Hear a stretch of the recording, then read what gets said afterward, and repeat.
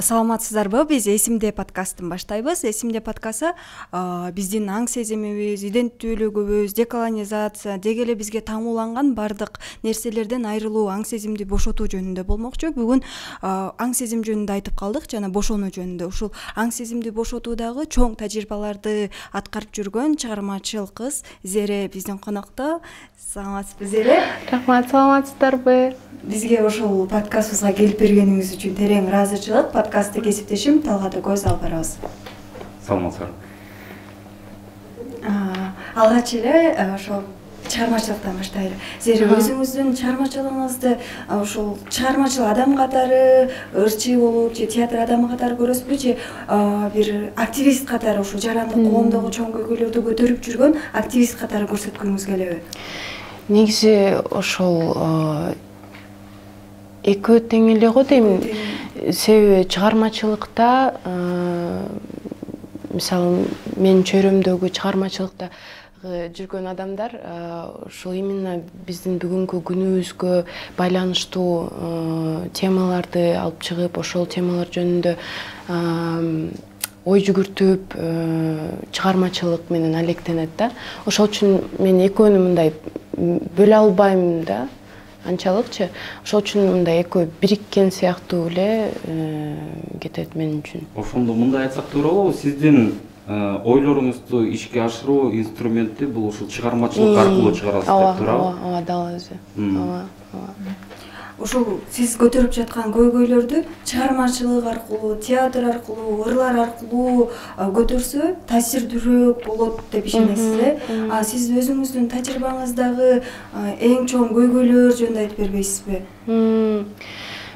Негизи ооба таасирдүү дагы болот экен, бирок эң биринчи мотивация ошол таасир жаратайын деген мотивациядан мурда дагы мындай өзүмдү өзүм мындай бир нерсени айтып алып аябай жеңилдеп каласың го, же болбосо өзүң эле түшүнбөгөн нерселерди кандай десем өзүң үчүн эле ачыктап алгандайчы, кандайдыр бир курч маселелер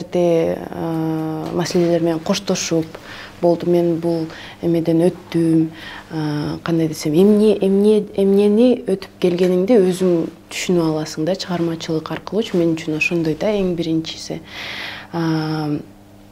Вот, анан эми жашоомдо болгон ар кандай нерселер болгон.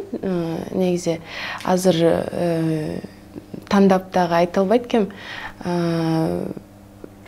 Бирок ар кандай негизи эле ушул аял катары кээ бирки нерселерди түшүнбөй, же болбосо макул боло албай жүргөн мындай сезимдер пайда болот да аябай көпчү. Негизи ошол аял деп калбадыңызбы? Мен ошол сиздин ырыңызды угуп, апам айткан деп өзүмдүн дагы эмемди эстеп кеттим да. Менин апам дагы сен кыз баласың, антпе, минтпе, же болбосо үйдөн көбүрөөк жумуш кылбаганда, ой, сен кайненең урушпаса болду, сени жеткирип бербесе болду, ушундай сөздөрдү дагы айтышчу да. Анан ушул жөнүндө бизге баардык кыздын башында бар да, бул ар бир үйдө айтылат да. Анан сиз ушул көйгөйдү кантип көтөрүп калдыңыз? Бул темага кантип келип калдыңыз? Деги эле кыздар маселесине, аялдар маселесине. Негизи ушундай суроолорду аябай көп алам, бирок мындай кандай десем, бир моментти белгилеп, ушул моменттен кийин болгон, башталган деп айта албайм да эч качанчы. Кандай десем, бул бир импульс катары жөнүнө келе берет экен да. Мисалы, биринчи жасайсың, анан кийин эмне жасаганыңды түшүнөсүң да. Балким ар кандай көргөн нерселерим, уккан нерселерим чогулуп кандайдыр бир ошол бир моментте чыккандыр деп кээде ойлоп коем. Бирок ушинтип кандай десем, бир нерсени баса белгилеп ушул моменттен улам деп айта албайт экем да. Мисалы, сиздер дагы изилдөөчү катары айта аласыздарбы? Мисалы, ушул моменттен кийин мен изилдөөчү болоюн деп чечтим депчи. Бара-бара жашоо опыты менен келип, анан кийин бир чечимге келип анан башталат го дейм. Мындай жана кинодогудай бир нерсе көрүп, анан тарс этип эртеси андай болбойт го. Түшүнүктүү. Бирок негизи эле ошол чын эле менимче бизди көрүп жаткан аялдар деле түшүнөттүр эмне жөнүндө сөз жүрүп атканын. Үйдө, коомдо, ар кандай жерлерде аял болгондон кийин бир кандайдыр бир кысынты сыяктуу бир нерсе сезесиң да, баары бирчи. Ошондой нерселер негизи бар. Сиздин үй бүлөңүздө сиздин ата-энеңиз Кыргызстандагы эң белгилүү педагогдор экенин билебиз. Анан сиздин үй бүлөңүздө ушундай бир кысымдар болгонбу? Кызым андай кылба, сен кыз кишисиң деген сыяктуу. Негизи мен аябай көп айтып келем. Мен аябай орусча айтканда повезло экен да магачы ата-энем мененчи. Ата-энеме өтө ыраазымын. Чоңойгон сайын түшүнүп атам ушул канчалык өздөрү дагы изденип мындай жакшы тарбия берейин деп аракет кылганы мен үчүн аябай эле сезилет да. Бирок ошол эле убакта анча-мынча андай нерселер деле ар бир үй бүлөдө болот экен. Анткени ар бирибиз кандай десем социумдун бир части катары кечирип коюңуздар. Мен кээде орусча сөздөрдү кошуп кетем ушинтип. Өзүңүздү ылайыктуу тийгизиңиз. Анча-мынча нерселер болот экен. Мисалы, апамды азыр ойлосом, көп жерлерден апам коркуп мындай коргогусу келгенинен кээде кээ бир нерселерден мындай тыйып деле эмес, мындай абайла, анан кыз баласың, ар кандай адамдар бар деп эле жана андай ырдагыдай ошентип мага айтчу экен да. Кичинекей кезде эмнеге антип атат деп мындай түшүнбөйсүң да. Бирок чоңойгондон кийин азыр түшүнүп атам. Демек коргоно турган бир нерсе бар экен. Демек апам деле сезгендир. Жаш кезинде болобу, азыркы кезинде болобу, ошо аял болгондон кийин кандай опасность бар экенинчи коомдо. Балким ошондой нерселерден коркуп эметкиси келген. Бирок эгерде орто статистика менен алганда, мен ойлойм, мен үй бүлөм чынында эле ата-энем эркин өстүрүптүр да биздичи. Эркин эле өстүргөн экен. Сиздин дагы бир туугандарыңыз бар, э? Ооба. 2 бөбөгүм бар. Эркек, экөө тең. Ошо. Менде Талгатка дагы анан сизге да суроо жаралып жатат. Өткөндө биз ушул подкаст жаздырып жатканда Талгат кыздуу болгондон кийин мен феминист болуп калдым деп бизге айтты эле да. Анан бизде азыр коомдо көрүп жаткан чоң көйгөйлөр бар. Бул ошол эле зордук зомбулук, үй бүлөдөгү зордук зомбулук, кыздарга болгон ар түрдүү тоскоолдуктар, чектөөлөр. Талгат, сиз өзүңүздүн үй бүлө карындаштарыңызга же болбосо кызыңызга ошондой зордук зомбулуктарды жок кылуу үчүн коомдо эмне кылыш керек, кандай өзгөрүүлөрдү кылыш керек деп ойлойсуз? Жана Зере, сизге дагы ушул эле суроо. Кантип өзгөртө алабыз? Буну эми сөз менен айта албайм, ырдап берейин, э?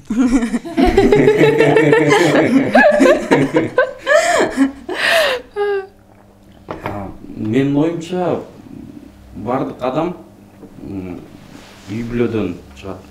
Төрөлгөндө адам баласы ата-энесинен көз каранды эмес толук. Анан жүрүм турум эрежелери дагы ошол үй бүлөдөн калыптанат деп ойлойм да. Анан бардыгы ойдогудай балдарына тарбия берсе, коом дагы ошол маалда өзгөрөт. Бул ата-эненин өзү бала бакчада, мектепте болгон мамиле. Мектепте мисалы зордук зомбулук бул кадимки көрүнүш болуп калды тилекке каршы. Ошолорду жокко чыгарып, кийин эркектер армияга барат, ал жакта жана дедовщина деген барат.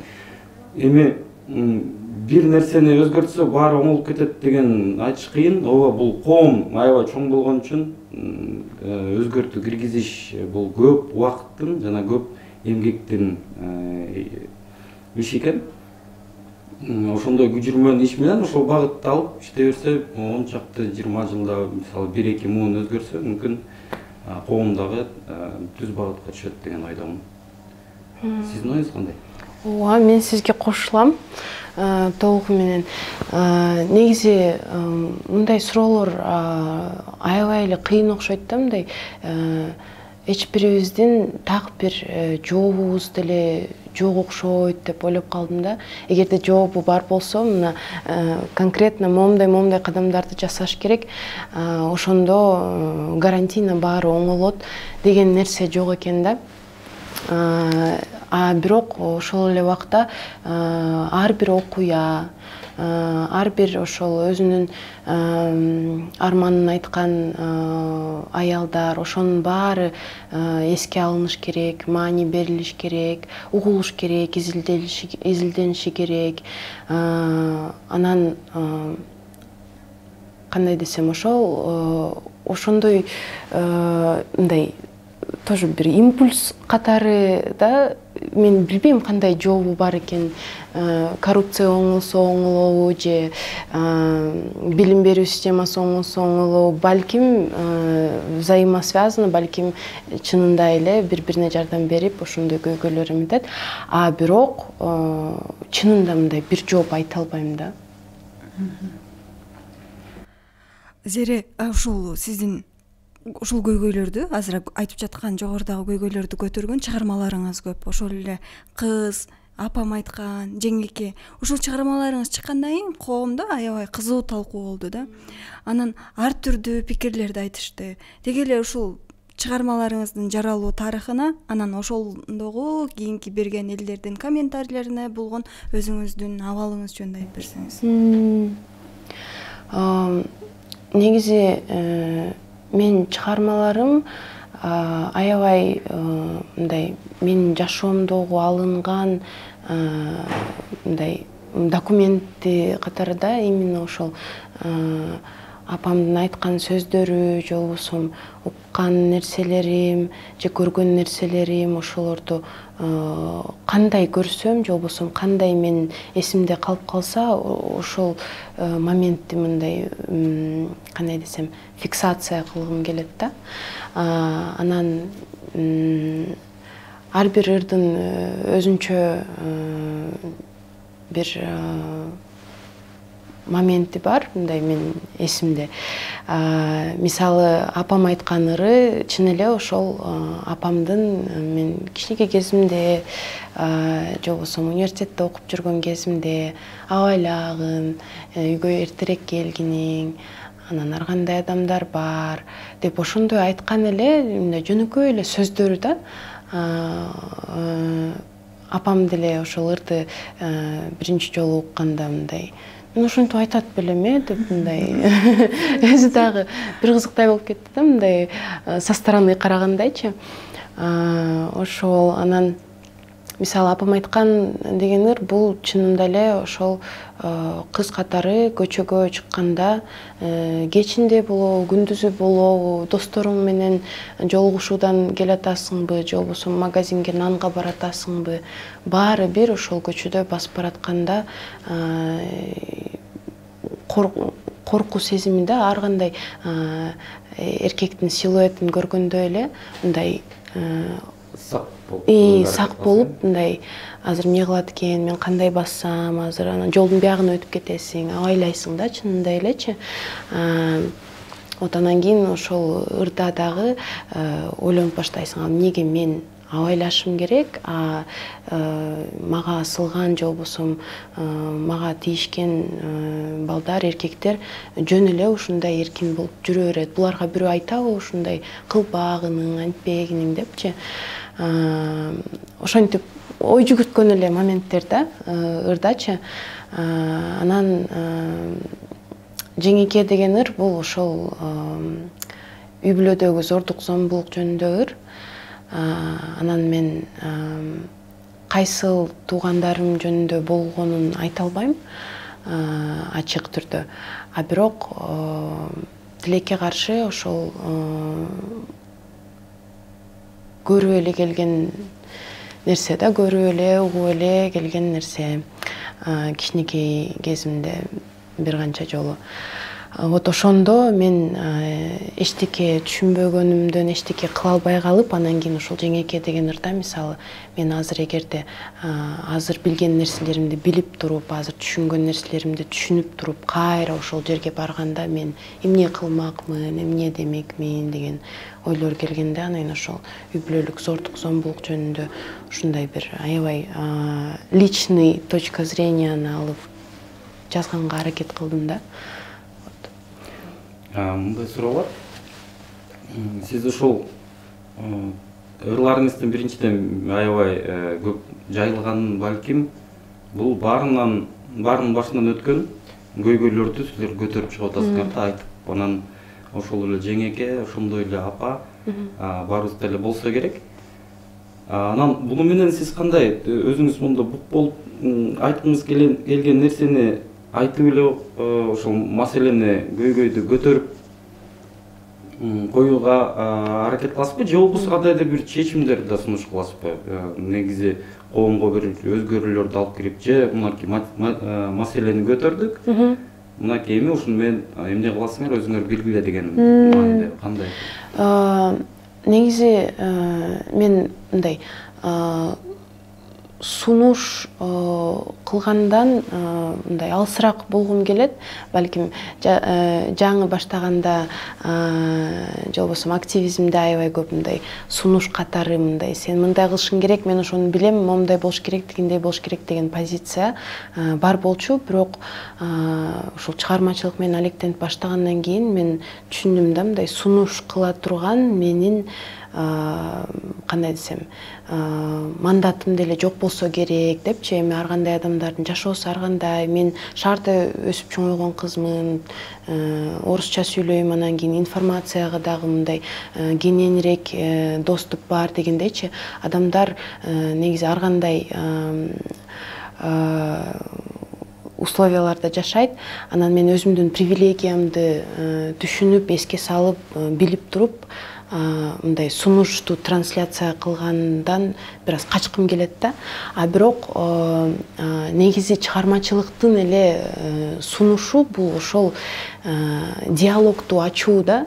Мына меники момундай, силердикиндечи, же болбосо сен ушундай көргөнсүң же көргөн эмессиңби, же болбосо жөн эле мындай мен бармын деген бир ишти сунуп, анан кийин ошонун астында мисалы адамдар бири-бири менен диалог куруп, сүйлөшүп, баарлашып, балким кээ бирки жерлерде бири-бири менен кээде урушуп, аргументтешип, ошондой бир диалог жаратуу деп ойлойм да.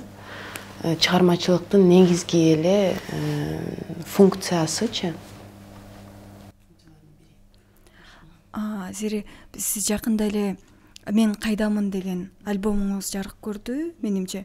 Анан биз ушул подкасттын деле эң башкы идеясы өзүбүздүн аң сезимибизди ойготуп, ар кандай таңуулоордон ойгонуу, бошонуу деп айтсак болот, эркин адам, эркин сүйлөөгө умтулуу. Ушул мен кайдамын деген альбомуңузда иденттүүлүк жөнүндө абдан көп маселелер козголот да. Ушул аялдардын маселесинен тышкары дагы иденттүүлүк маселеси. Азыркы күндө деколонизация же болбосо ушул колониалдык аң сезимден бошонуу абдан актуалдуу темалардын бири. Сиз бул темага кантип келип калдыңыз жана деги эле мамилеңиз кандай? Бул тема мен үчүн аябай акыркы жылы аябай курч тема болду да. Кээ бирки моменттерде ушул феминизмге дагы көз карашым ушул деколониалдык призма аркылуу болуп калды да. Негизи мен эч кандай эксперт эмесмин, эч кандай эксперттүүлүккө претендовать этпейм. Бирок ошол согуш башталары менен мен негизи театрда ойноп жүргөн болчумун. Анан кийин ошол театрда режиссер Шамил Дыйканбаев жана ошол театрдын жетекчиси Дарина Манасбек экөө сунуштап калышты. Ушул спектакль кылбайлыбы депчи.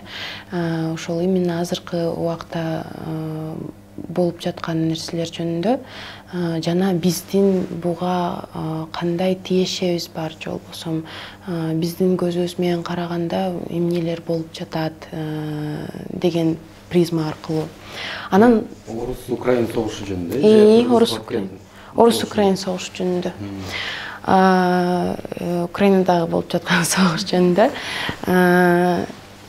Анан ошол менин деколониалдык процесстерим же болбосо ой жүгүртүүлөрүм түзмө-түз ошол спектакль менен байланып калды да, аябайчы.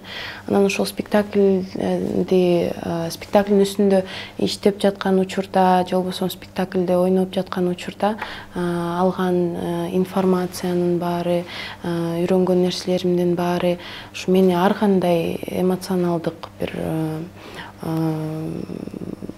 состоянияларга эметти да. Анан негизи ар кандай стадиялардан деле өттүм окшойт. Мисалы, кээ бирки убакыттарда түнү жатып алып, эсимден сайтын ачып алып, ушунун баарын окуп чыгышым керек деп, анан кийин жанагы жүрүш кылбадыңыздар беле үркүн боюнчачы. Ошого дагы баргым келип, аябай атама айтып, атай көп баралы, ушуга сөзсүз барышыбыз керек деп, анан убакыт дагы болбой, ошо аябай мындай берилип өзүм үчүн изилдеген аракет кылдым да.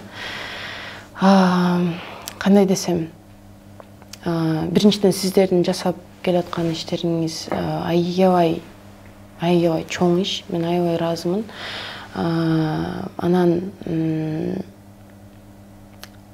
эми мен өзүм деле чынын айтсам түшүнө элекмин азыркы учурда кандай сезимдер болуп атат. Кээде мындай өзүмдөн дагы чочулап кетем да, мисалы бизге 705-ке спектакльдерге ар кандай көрүүчүлөр келет да, анан кийин ошол мобилизация башталгандан кийин Россиядан келген адамдар, көбүнчөсү эркектер келе баштады да спектакльгечи. Анан кийин алар менен жеке мен өзүм аябай көп моменттер болду, ушинтип урушуп, кырылышып кеткен моменттerdечи. Эми тиги спектакльден кийин, ар бир спектакльден кийин талкуулоо болот да ошол жерлерде. Анан кээде мындай аябай агрессиямды чыгарып алып, кайра өзүм отуруп, мен эмнеге мен ичимде ушунчалык жиним барбы, ушунчалык жиним чоңбу, ушунчалык агрессия барбы, ушунчалык кандай десем таарыныч барбы, мен өзүмдү өзүм уже мындай тааный албай калган учурлар дагы болду да. Анан мен ойлоп койдум, ушул канчалык жалпы өлкөбүздө дагы, анан ар бирибиздин ичибизде дагы балким ушул тема изилденбей калган же болбосо бошотулбай калган ушул сезимдердин баары чогулуп бир башкача бир нерсеге айланып калгандай сезилет да кээдечи. Вот. Өзүңүздөрдүчү менчи бул тема жөнүндө сиздер сүйлөшүңүздөр. Биз эми ошол сиз койгон үн спектаклиндеги эки каарман бар эмеспи? Бирөөсү азыркы күндө Херсондо оккупацияда калган адамдын үнү, экинчиси сиз баш каарман ойногон Бакир атанын тарыхы да. Бул биз деги эле ушул Херсон аймагына айдалган кыргыздардын тарыхын чогулттук. Ал жакта деги эле 30-жылдары 700дөн ашык үй бүлө айдалган. Анан ар биринин тагдырын карап отурсаң, ар бири бир жүрөк оютчу нерселер да. Анан ушу Бакир ата, сиз ойногон каарман өзүнүн эскерүүлөрүн кол жазма кылып таштап кеткен экен. Анан мен азыр ошол тагдырды эстеп алып сурагым келип атат. Ушул Украинага 30-жылдары кулакка тартылып, ал жактан жетим калып, кийин келген баланын эскерүүлөрүн окуп, анан сизге ушул аң сезимди бошотууга же деколониалдуулук процессине канчалык ушул тагдыр салымын кошо алды? Аябай кошту окшойт, анткени эч качан ойлонбогон, эч качан эч жерден окубаган, билбеген, укпаган нерселеримди ошол кулакка тартылган адамдардын калтырып кеткендерин окуганда, Бакир атанын окуясын окуганда мындай түшүнүүгө жакындадым да. До конца түшүнө албасам керек баары бир. Бирок ошол канчалык мен билбептирмин да, мен өзүмдө мен ал убактарда төрөлгөн эмесмин. Мен Советтер Союзунда деле жашаган эмесмин да. А бирок мен үчүн ушунчалык кандай десем, странно болду, себеби как будто мен ошол жерде менин дагы таарынычым калып калгандай, же болбосо ошол жерде менин дагы бир айтылбаган нерселерим калып калгандай, же болбосо Бакир атаны мындай тааныгандай эле мындай башкача сезимдер пайда болот экен да, мындай эстеген сыяктуучу. А бирок сен кимсиң, сен аякта жок болчусуң, сен кантип эстейсиң андай нерселерди. А бирок ушул бир башкача сезимдер пайда болду да, өзгөчө Бакир атанын окуясын ойногондо, спектакль учурунда. Аябай ушунчалык мындай берилип алыптырмын. Ушул кээде көрүүчүлөр менен дагы ар кандай спорлор жаралганда мен бир убакта кулисага качып кетип аябай ыйладым да. Өзүмдүн дагы ыйым эмес сыяктуу да, менин ыйым эмес бул. Мен ошол билбейм, мен ыйлагандай эмес, ошол окуя ыйлагандай элечи. Аябай мындай башкача сезимдер болот экен негизи. Бирок билбейм, балким сиздер көп сезесиздер ушуну, потому что сиздер ушул окуялар менен, мисалы Бакир атанын окуясын сиз таап изилдеп чыгарыптырсыз. Ооба. Сиз өзүңүз кандай сездиңиз? Мен үчүн ошол Бакир атанын тарыхын жазганда изилдөөчү катары эле ар бир биз көп тагдыр жазган, ошо тагдырдын бири болчу. Бирок ошол үн спектаклине барып, сиздин аткаргандан кийин көрүп, мен бул тагдырды башкача түрдө ача алдым да. Анан ошондо түшүндүм, чыгармачылыктын, театрдын, искусствонун күчү ушунчалык чоң экен.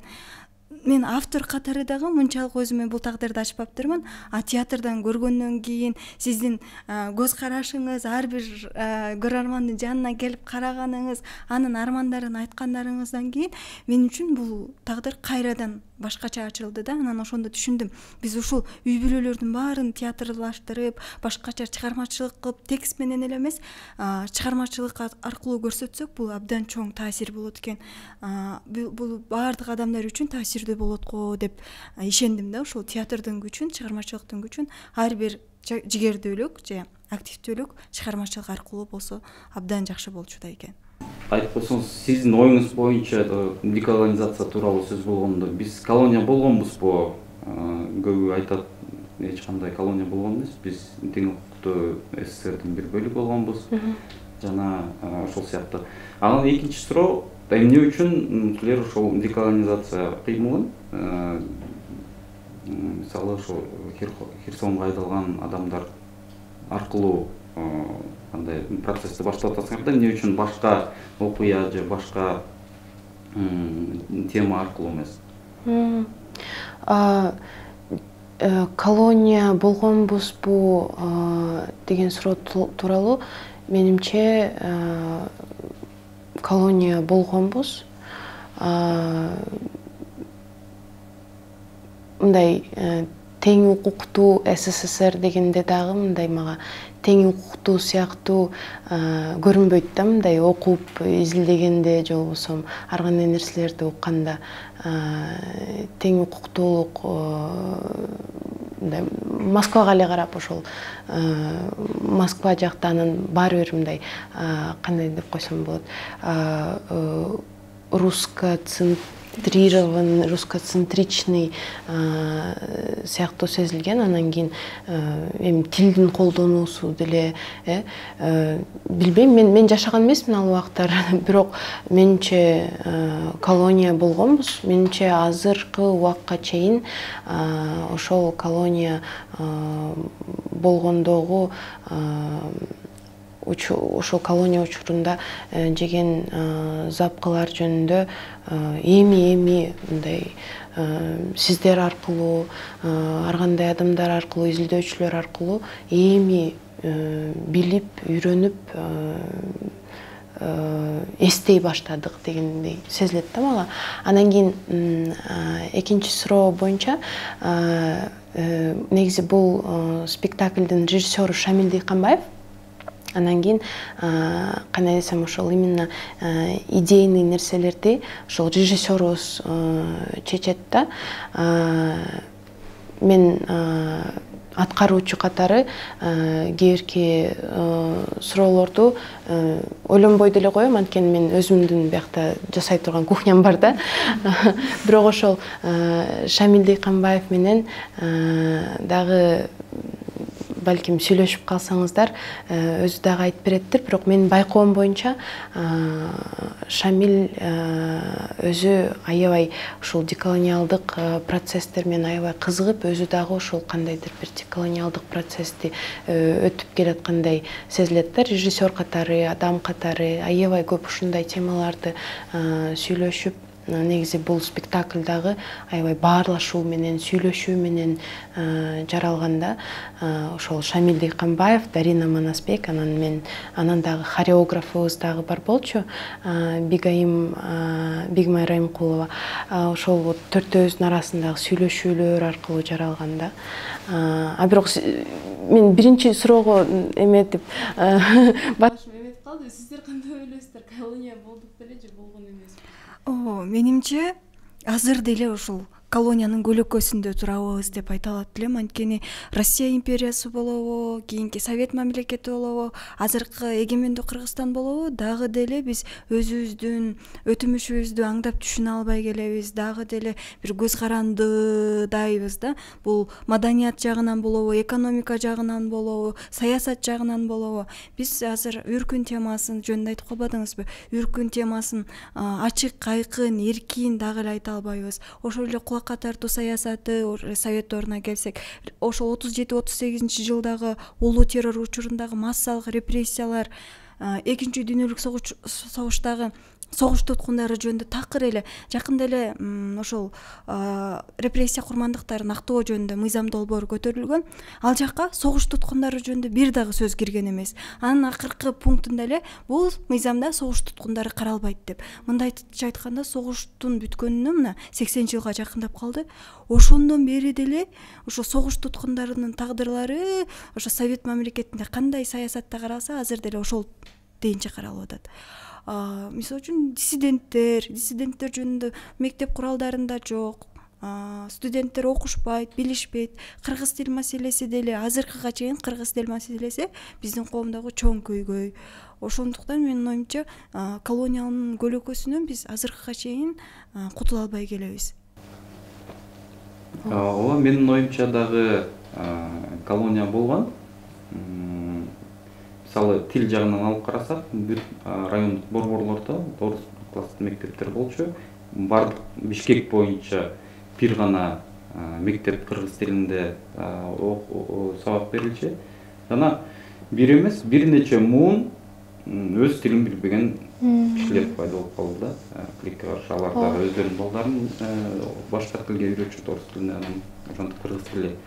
Мисалы, мен 5-6 жыл мурда оондун кыргыз тили жоголуп кетчү коркунучунда турган тилдердин катарында 2050 жылга чейин жок болуп калышы мүмкүн десе, мен үчүн мен таң калгам да, кантип болушу мүмкүн деп. Жаңылышпасам, 2050 жыл боюнча даны билбейм, бирок ооба коркунуч астында, жок болуп кетүү коркунучунда тилдердин катарына кирет. Таң калгам, анткени мен сүйлөшкөн көбүнчө кыргыз тилинде сүйлөшкөн тең туштарым бар, досторум, туугандар менен кыргызча сүйлөшөбүз. Бирок көрсө көпчүлүгүнүн балдары орус мектептерге барышат, орус бала бакчага барышат. Анткени Бишкекте кайра эле бала бакча маселеси чоң. Кыргызча бала бакча же мектеп табыш ындай жогорку деңгээлде, жогорку сапаттуу жеке мектеп болобу, жеке бала бакча табыш абдан кыйын да, тилекке каршы. Ооба, эми ал боюнча эмне үчүн колония болгонбуз деген далилдерин айта берсе абдан көп. Бул чоң тема, өзүнчө аны сүйлөшүш керек го. Бирок ооба бул колониялык бардык кандай бир нече критерийлер бар да, эмне үчүн кантип кайсы өлкөлөрдү колония деп эсептесе болот деп. Анан бардыгында ошо колония критерийлерине Кыргызстан дагы тилекке каршы тура келет да. Ооба айтып кеткендей көлөкө дагы эле сезилип келет. Сиздер дагы байкадыңыздарбы, мисалы изилдөөчүлөр катары акыркы убакта ушул деколониалдык тема көбүрөөк көтөрүлүп баштаганын сезилип атабы же сезилген жок?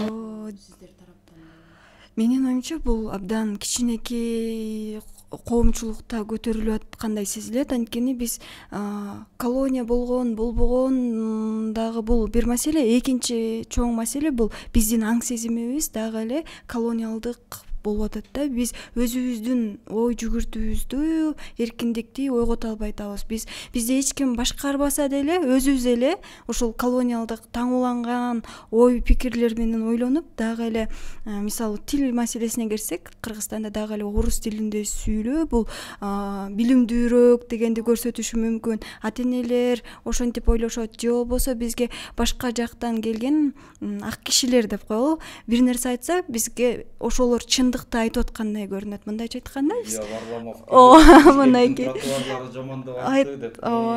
алардан биз издейбиз да, кандай десең, признание деп коет го орусча, признание издеп, алардан биз жөнүндө айтса экен деп, же болбосо кайсы бир блогер башка бир мамлекетте жатып, Кыргызстан жөнүндө бир нерсе айтып койсо, биз аябай сыймыктануу менен, же болбосо жаман нерсе айтып койсо, кечирим сурасын деп, аны абдан жүрөгүбүзгө жакын кабыл алабыз. Мунун баары ошол колониялдыктын көлөкөсү, анан аң сезимибиздин ойгонбой жаткандыгы болуп жатат да. Анан сиз айтып жаткан кийинки ошол особенно 2021-22 февралдан кийинки согуштан кийинки ойгонуу бул бир кичинекей коомчулуктун ишинде эле болуп жаткандай. Ал эми жалпы массалык түрдө бизде дагы эле ошол Россия Федерациясынын каналдары тартат, ошону көрөбүз, пропаганданы көрөбүз, дагы деле толук аң сезимибиз ойгонбой жатат. Жакында бир материал чыкты Казакстандагы ошол деколониалдык кыймыл тууралуу. Ал жакта Алматыдагы түнкү клубтарбы, жаштар көп барган, шаардык жаштар десек, эс алганы, көңүл ачканы барган жайларда өздөрү ыктыяр түрдө ошо кыргыз тилинде, казак тилинде казакча сүйлөйт, аракет кылып жатышкан экен. Силердин ошо курбуларыңар арасында, силердин досторуңардын арасында ошо кыргызча сүйлөөлүү деген бир демилге барбы, мындай аракет? Бар, өзгөчө ушул акыркы согуш башталарына чейин дагы бир аз башталган, анан кийин согуш башталып ар кандай процесстер пайда болгондо кыргызча сүйлөйлү, кыргызча үйрөнөлү деп курска жазылган курбуларым бар. Анан кийин ошо өзүнчө дагы өз арабызда дагы кыргызча көбүрөөк сүйлөйлү, кыргызча кинолорду көрөлү, кыргызча китептерди көбүрөөк окуйлу деген демилгелер бар. Анан азыркы учурда деле мен көрүп атам да, негизи аракет бар да, аракет болуп атат. Бирок кандай десем, баары бир мисалы өзүм дагы күнүмдүк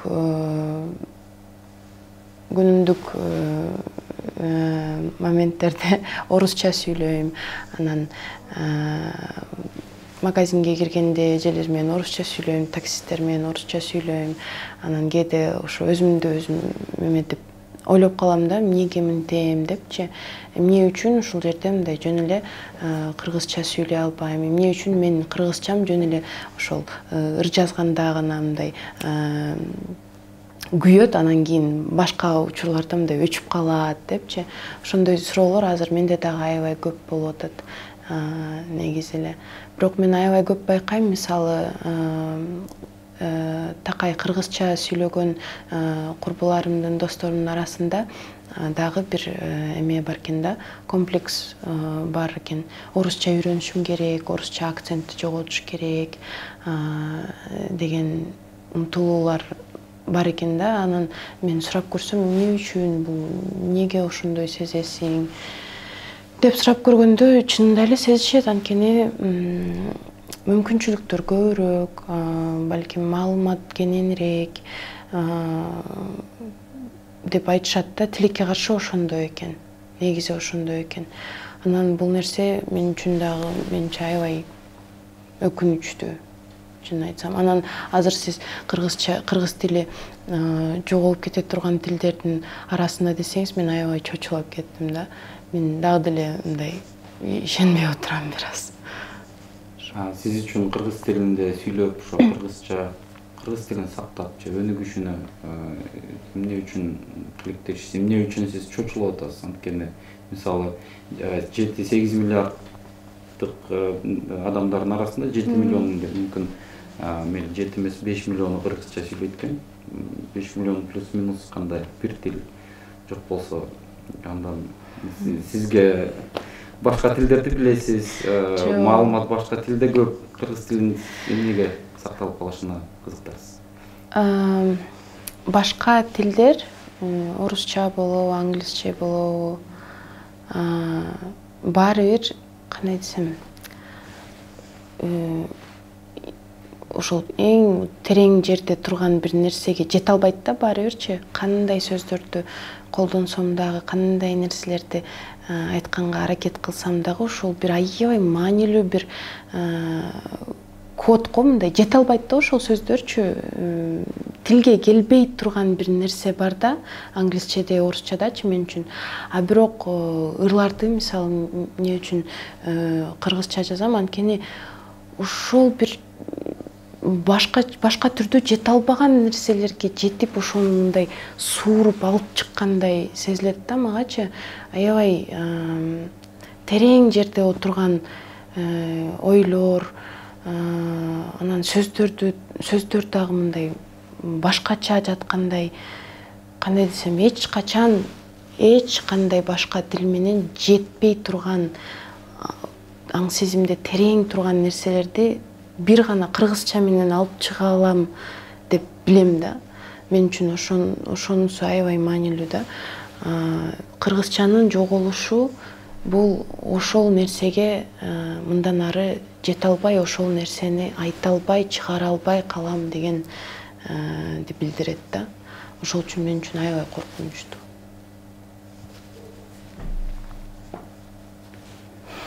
Вау.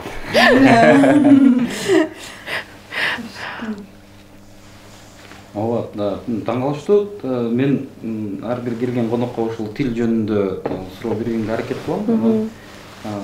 Ар биринки жообу ар кандай, бул себеби эмне үчүн сакталып калыш керек? Бул чынында ар тараптуу ар бир адамдын өзүндө личный нерсе экен. Мен үчүн, мисалы, сиздин айткан ой мен үчүн ачылыш болот да. Мен ал тараптан эч качан ойлонбоп турдум. А сизде мурун ошол кыргызча сүйлөгөндөн уялуу сезимдер болду беле? Ооба. Ошол сезимдерден кантип кутула алдыңыз? Негизи менин ата-энем үйдө жалаң эле кыргызча сүйлөйт. Ар убакта эле кыргызча сүйлөгөн. Бирок мен өзүм орус класска берилип, орус класста окуп жүргөм.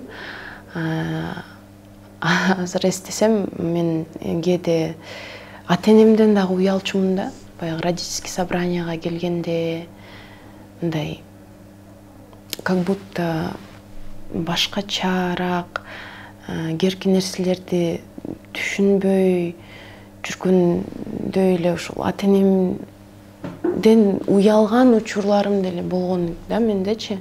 Ошолорду азыр эстеп алып, аябай жүрөгүм ооруйт. Мен кантип өзүмдүн ата-энемден уялам? Эмне болуп калыптыр орусча сүйлөбөсө? Менин ата-энем мен кантип өзүмдүн ата энемден ушул тил из-за языка кантип мен ата энемден уялгам ошол жерде. Азыр эстесем аябай жүрөгүм ооруйт. Мен ошончолук аң сезимим каякта жүргөнүн билбейм да. Бул нерсе кантип кетти? Кандайдыр бир конкретный учурду баса белгилеп ушул учурда кетти деп айта албайм, бирок ушул бара-бара мен ата энем өзү экөө тең тарыхчы да, экөө тең тарых факультетин бүтүргөн. Анан кийин ушул мен тарых жөнүндө эмнени билсем, баарын ошо атам менен апам айтып берген да, кичинекей кезимде чоңоюп атканда. Анан эч качан ушундай болгон, анан ушул сволочтор десе тигинткен деп эч качан антип айтчу эмес да, мындай аябай изилдөөчүлөр катары десем дагы болот го, мындай фактылар менен сүйлөп ушундай болгон, анан кийин тигил башталган, анан мул болгон деп жөн эле ушул фактылар катары аябай көп айтат эле да, тарых жөнүндө, үркүн жөнүндө, репрессиялар жөнүндө.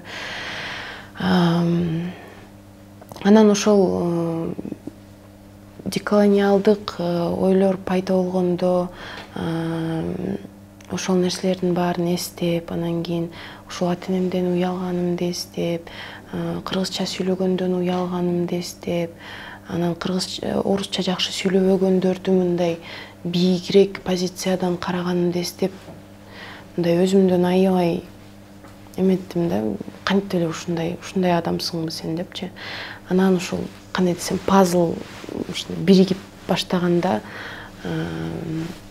ошолорду сезип, анан түшүндүм да. Билбейм, сиздерде дагы болгонбу ушинтип уялуу же болбосо? Мен мектепте кыргыз мектепте окудум. Анан кыргыз мектепти бүтүп 81-чи орто мектепте окугам бул жакта. Анан Орус Славян университетине тапшырылгам. Өмүр бою кыргызча окуп, анан Орус Славян университетинде бүт мугалимдер, группалаштарыбыздын көбү орустар болуп, анан ошол жакта менде орусча билбегениме, жакшы сүйлөй албай, өмүр бою кыргызча окуганымда мен булардан караганда билимсизирээк экенмин, мен көп нерсени билбейт экенмин. Ошондой сезимдер көп жыл болду. Анткени мен ошо Орус Славян университетин бүтүп, магистратурага Россияга тапшырып алгам. Анан ал жакта эми 4 жыл окуганда деле эркин сүйлөп кете албайсың, алардын деңгээлине жете албайсың. Анан Россияга барсам, ал жакта андан да оорураак болду да. Өзүмдү бир экинчи сорттук адамдай сезип, мен ушун мен ата энем эмне мени кичинекей кезимде орус класска берип койгон жок деп да ушундай ойлор келчү. Анткени алар бири-бири менен орусча сүйлөшөт, бүт биздин илимий тилибиз орусча болуп калды. Анан кийин ошол Россияда окуп жүрүп, мигранттарга болгон, кыргыздарга болгон мамиле мендеги ушул иденттүүлүк маселесин ойготту деп айтсам болот да. Анан ошол жактан жана Франс Фанондун «Черная кожа, белые маски» деген китеби бар эмеспи? Ошонун бир бөлүмү тил жөнүндө, тил өзүңдүн эне тилиңде сүйлөгөндөн, эркин сүйлөгөндөн уялып, ошол колониянын тилинде сүйлөгөнгө аракет кылуу жөнүндө китеп да. Анан ошол китепти окугандан кийин менде бир ойгонуу болду. Анан алардын мамилесин көргөндөн кийин дагы абдан чоң ойгонуулар болду да. Бир кыргыздарга же деги эле Борбордук Азиядан келген студенттерге кылган мамилелерин көрүп, анан иденттүүлүк издеп баштадым деп айтсам болот да. Сиз үчүн мындай, сиз үчүн деколонизация бул мисалы колонизаторлорду эме cancel culture деген бар эмеспи? Бир нерсени, мисалы бир адам туура эмес пикир айттыбы, эл коомго жакпаган, эл толук бизнесин жокко чыгарып, эч нерсесин албай бойкот кылышат. Сиздики ошолсумалбы же мындайча айтканда орус культурасын cancel кылып, аны өзүнчө бөгөт кылып бойкот кылуубу же бул эмне? Мен билбейм. Сиз үчүн өзүңүздүн кабыл алуу, мынакей согуш болуп атат дедиңиз, ошол аябай чоң түрткү болуп атат, мындай аң сезимди ойготуп, биз кимбиз, кайданбыз деген суроолорду өзүккө берчи. Мен үчүн деле бул аябай ошол чын эле бул чоң себеп болду окшойт. Бардык процесстерди Кыргызстанда болобу, Казакстанда болобу, башка өлкөлөрдө, Украинанын өзүндө дагы мында Орус империясы, Советтер Союзунан тышкаркы биз каяктан келатабыз, каяка баратабыз сыяктуу суроолорду. Жана сиздин ошол ойлоруңуз каяка алып келди? Бардык бул колонизаторлорду бардык жасаган таасирлерин же азыркы күндөгү продуктылардын бойкот кылуу же негизи кандайдыр бир деңгээлде бойкот бар менде деле. Мисалы Орусиядан чыккан медиа эч мындай көрбөй калдым, эчтекесин укпай калдым. Бирок в первую очередь бойкот кылайын деп эмес, мындай жөн эле мындай уга албайм дагы, көрө албайм дагы, мындай как будто согуш болбой аткандай эле, сүйлөп аткандай эле сезилет да. Просто не хочется, некомфортно, ужасно дегендей. Анан негизи мен бул суроону азыркы убакытта аябай көп ойлонуп атам да. Мисалы менин ушул мобилизациядан кийин келген, Орусиядан келген адамдар менен аябай көп уруштарымды эстеп ойлоп атам да. Мен алардан эмнени кааладым? Мен алардан эмнени күтүп атам? Бир нерсе күтүп атат окшоймун да, анткеничи. Көбүнчөсү мындай, мен Путинди колдобойм.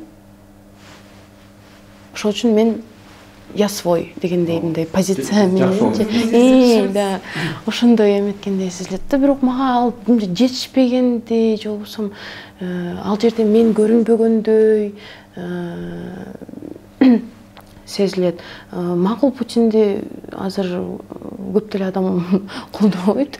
Бирок Путинди колдобосоң деле, мисалы Киргизия деби, Кыргызстан деп үйрөн.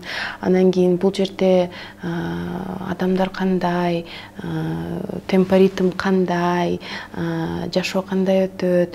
Анан келип алып эле баягындай, ой, мен Москвада окугам, Питерде окугам, мен азыр силерге мону үйрөтөм. Анан момундай курс ачып ийем, тигиндей кылам деп мындай тетиги дүйнөдөн силерге алып келдим дегендейчи. Жок. Бизден биринчи үйрөн, бизде биякта кандай иштер кандай кылынат, кандай скорость менен, кандай подача менен, кандай нерселерди эске салыш керек. Мисалы, эгерде сен бул жерде иш жүргүзөйүн десең, элементарный нерселерди үйрөнүп ал да, баягы өркүн убагында эмне болгон, эмне үчүн бизде ушундай деколониалдык азыр ойлор пайда болуп атат, биз кандай нерселерди азыр сүйлөшүп атабыз, репрессиялар жөнүндө, кулакка тартуу жөнүндө, элементарный ушундай нерселер жөнүндө үйрөнүп, биринчи изилдеш керек, мындай байкаш керек деп ойлойм да. Мындай байкоо жетишпегендей сезилет да магачы. Ошондой нерсе күтөт экем негизи. Күтөт экем. Алардын арасында дагы бирок мен үчүн аябай жакын болгон адамдар дагы бар. Ошонун баарын түшүнгөн, күндөн күнгө издеп, изилдеп, байкап, сурап жүргөн адамдар, сонун адамдар дагы бар экен.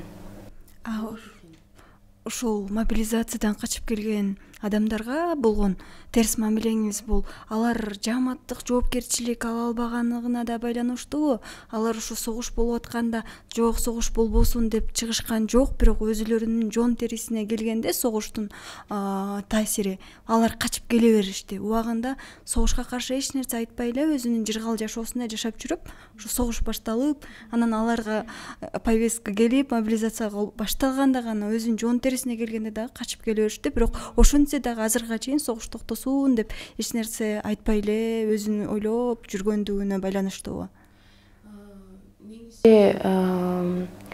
Ооба, аларга деле байланыштуу болсо керек, бирок ал нерселер жөнүндө көп ойлонбоп турмун. Мен негизги ойлонуп турган нерселер ошол алардын кадимкидей эле айткан нерселер да келип алып, Кыргызстан десең Киргизия, кайра атайын Киргизия деп, же болбосо спектакльге келгенден кийин я здесь гость, почему половина была на кыргызском, я не понял, надо было на русском дегени. Же болбосо мисалы белорусский бир пьесаны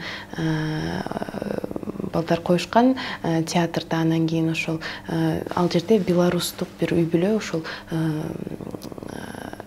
Украинада болуп жаткан согуш жөнүндө баарлашып сүйлөшүп диалогдо отурат да.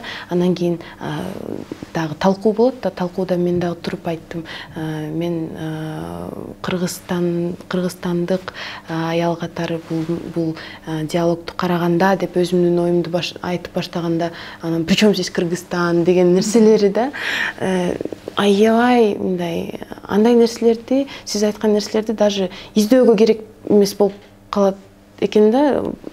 Бетиңе эле ошондой нерселерди тилекке каршы айткан адамдар бар да. Ошондой нерселерди мен мисал мен үчүн аябай эме болгон, ошол үн спектаклин койгондо бир жолу бирөө келип, бирок ал Россиядан келген эмес экен, бияктык эле адам экен. Эмне үчүн бул темаларды кайра эле көтөрүп атасыңар дейт да. Эмне үчүн? Вот эмнеге, что это вам даст депчи. Ошол жерде дагы аябай жиним келди. Андан дагы чыгып алып бир сыйра ыйладым. Бирок эмнеге ыйлаганым дагы мындай белгисиз. Мен өзүм страдать эткен деп, мындай өзүм, я не хочу делать это вокруг себя и как бы говорить о том, что вот мне было плохо. Нет, мен просто билбейм даже эмне үчүн ушул нерселер эметкенчи. Бирок силер кандай деп ойлойсуңар, мисалы ошентип сураса, эмне үчүн ушул темаларды көтөрүп атасыңар до сих пор деп сураганда эмне деп айтмаксыздар? Мен мынтип айтмакмын, тарых бул кайталанат. Деги эле бийлик бар жерде бул репрессия болот. Бул деген бийликтин өзүнүн табияты, Клара Соронкулова өткөндө айткандай, анан ал менен постоянно күрөшүп туруш керек.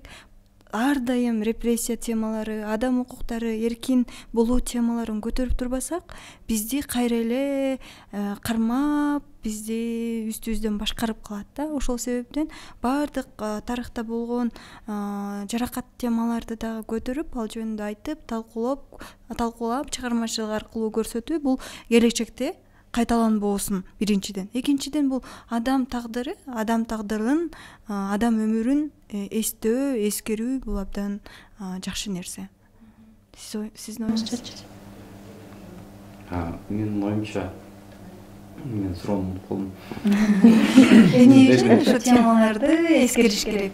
Кулакка тартуу, репрессия, же ошол эле үн спектаклин кайрадан көтөрүп атат, эмне үчүн айтып атат?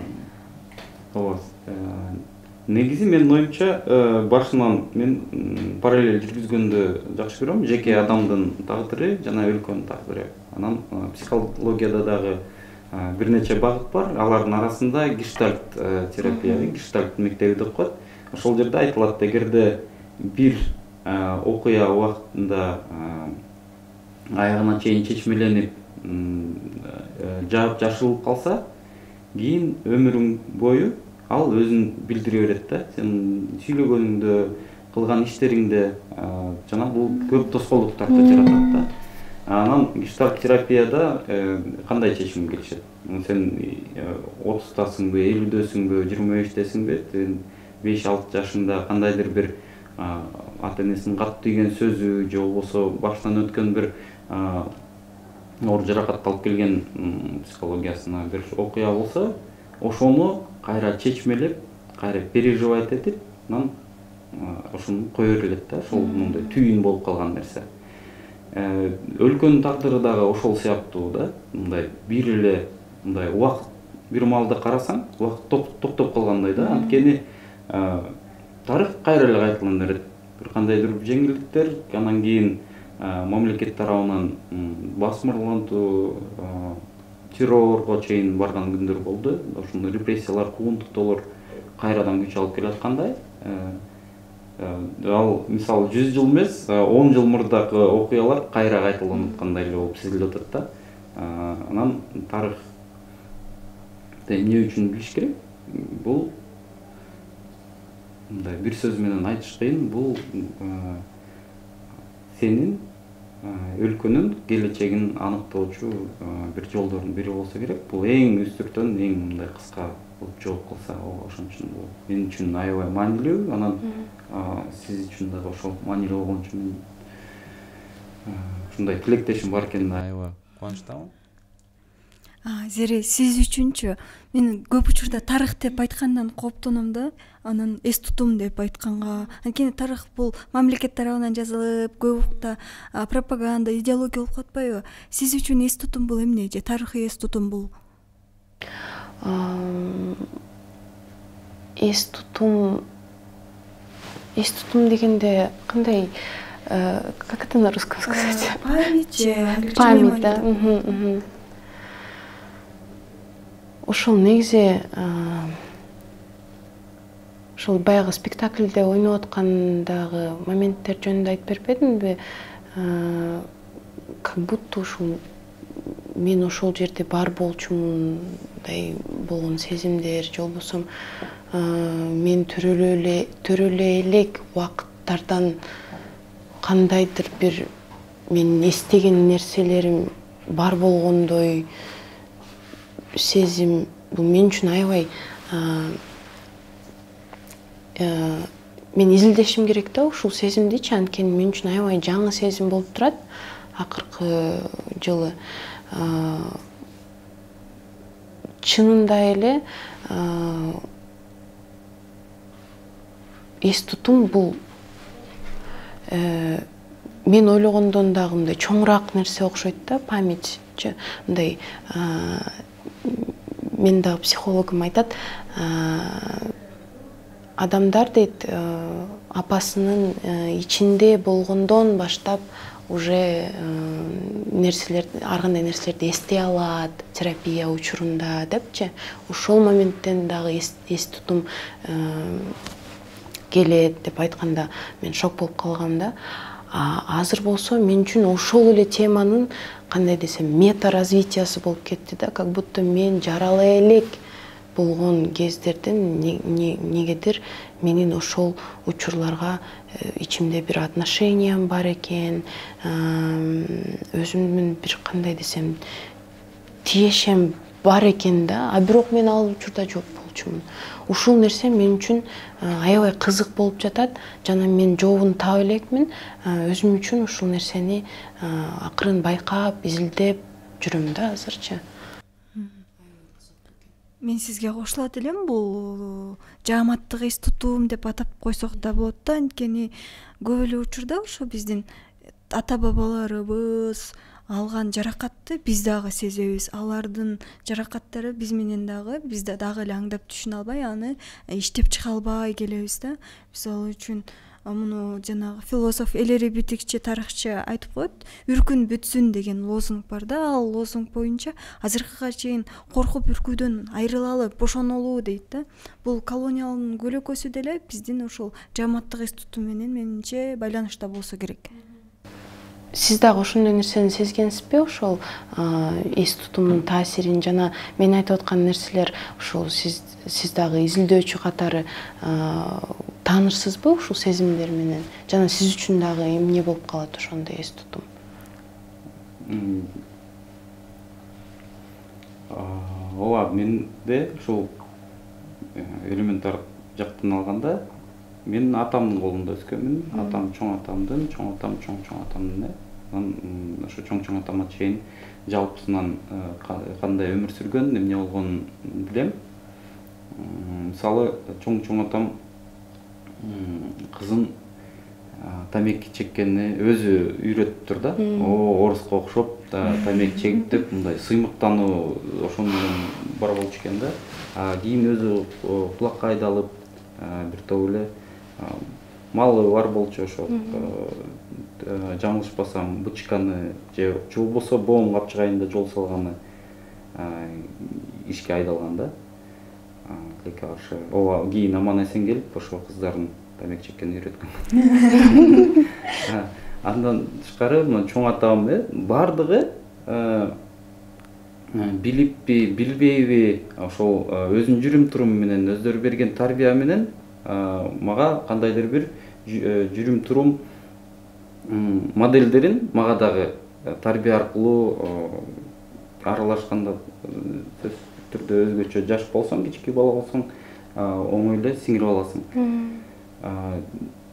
Ошол жактан караганда мындай бир метафизика чоң бабамдын арбагы деп айтпай эле коеюн. Ошол эле алган тарбиябыз, жүрүм-туруму бизге сиңип калгандагы кандайдыр бир жүрүм-турум модельдери, бир программа катары. Ошону мен каалаймбы, каалабаймбы, кайра деле өзүмдүн жашоомдо кайталап келе берем. Ошон үчүн менин мисалы бул сапатым каяктан келген, чоң атам, чоң апаман, же болбосо бул талантым каяктан, бул кемчиликтерим каяктан, түбү каякта экенин билсең, алар менен иштеш оңоюраак болот да. Мен үчүн жок дегенде ошондой мааниси аябай чоң. Менин оюм боюнча. Анан мен ошол ата бабаман келген бардык жакшы жаманбы опытты иргеп билип, жакшыларын кийинки муунга мен балдарыма, неберелериме бергим келет да. Аны иргеш үчүн кайра эле тарыхка келип такаласың. Ошон үчүн эс тутум, үй бүлөлүк тарых, чоң тарых бул баары тең бири-бирине байланышкан, анан келечекке салым аябай чоң болуп жатат да. Келечек демекчи, сиздин жакынкы арадагы чыгармачылык пландарыңыз кандай? Же болбосо иш, окуу, кандай долбоорлордун үстүндө иштеп атасыз? Ошол боюнча айтып берсеңиз. Негизи мен азыр аябай чыгармачылык менен алектенип жүрөм. Тынбай эле ыр жазып жүрөм, театрда ойноп жүрөм. Анан ушул театр мен үчүн акыркы 3 жыл аябай чоң бир ачылыш, анан башкача бир нерсени мен жашоомо кошкондой нерсе болду. Именно 705 театры. Жана ошол 705-теги иштеген Дарина, Чагылдак Замирбеков, Шамил Дейканбаевга аябай мындай ыраазымын да. Ошол учур менен пайдаланып эле тынымсыз аларга ыраазычылыгымды билдирип жүрөм. Анткени алар мага спектакльдер аркылуу, ошол театрдагы иш аркылуу кандай башкача жолдор менен бир теманы же болбосо бир сезимди ачса болот. Ошондо аябай көп инструмент берди да магачы. Анан аябай мындай башымдагы мындай башкача эле бир сезимди ачып койгондой, пятый элементти ачып койгондой болду да мен үчүнчү. Ушул именно театрда жасап келген иштерим. Ошол үчүн келечекте дагы именно театр менен музыканы бирге алып кетип, балким музыкальный театр менен алектенгим келет. Анткени ушул эки нерсе мен үчүн өтө, кандай десем, бул дүйнөдө башка эч нерсе менен алек болбойт элем да. Музыка менен театр мен үчүн ушул эң эле менче өмүр бою эле ушул эки нерсе өтө маанилүү болот окшойт. Мен үчүн ошону сезип турам да. Келечекте дагы ушул эки багытта өнүккүм келет. Ар кандай проекттерди жасап, ар кандай спектакльдерде ойноп, ар кандай ырларды жазып, жаңы сезимдерди ачып, ачыктап, өзүм үчүн изилдеп, өзүмдү өзүм издеп ушул эки багытта. Жана ушул мени таап алган жана мени өздөрүнүн катарына кошкон инсандар менен дагы көбүрөөк проекттерди кылып, дагы көп нерселерди ачып өзүм үчүн алектенгим келет. Ошол мага кызык. Мындай практикалык жактан караганда, чынын айтсам, билбейм кандай түрдө өнүгөт.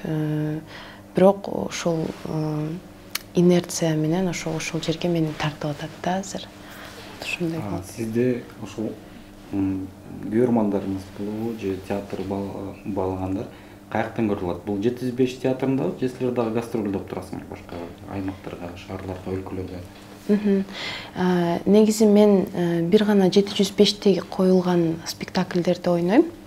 Анткени 705 бул көз карандысыз театр. Бирок 705 менен кошо ар кандай гастролго дагы барып турабыз. Мисалы, үн спектакли менен Алматыга барып келгенбиз. Жакын арада Эстонияга дагы кеткен атабыз башка спектаклибиз менен. Ошол гастролдор дагы болуп турат. 705те, бирок ошол 705тин баракчасында афишалар чыгып, ошол жерде объявлениялар болуп турат. Музыка боюнча болсо, ушул менин YouTube каналымда, же болбосо менин соц тармактарымда карап турса болот. Чоң рахмат. Сиз абдан баатыр, эр жүрөк кызсыз. Анткени ар бир эле кыздын, ар бир адамдын колунан келе бербейт. Биз коркобуз көп нерселерден. Сиз коркпой ушунун баарын айтып, тажрыйбалуулук кылып жатасыз. Ал сиздерсиз. Ал сиздерсиздер. Коркпогондор, менче сиздерсиздер. Мен ошол үчүн сиздерге аябай ыраазымын. Чоң рахмат. Бүгүн мени чакырып ушундай сонун баарлашуу уюштурганыңыздарга абдан ыраазымын. Изденүүлөрүңүзгө жана чыгармачылыгыңызга албан ийгиликтер коштолсун. Ошону менен чоң рахмат келгениңиздерге, көрүүчүлөргө дагы рахмат биз менен болгонуңуздарга. Лайк баскыла, бөлүшкүлө, комментарий калтыргыла. Саламат болуңуздар.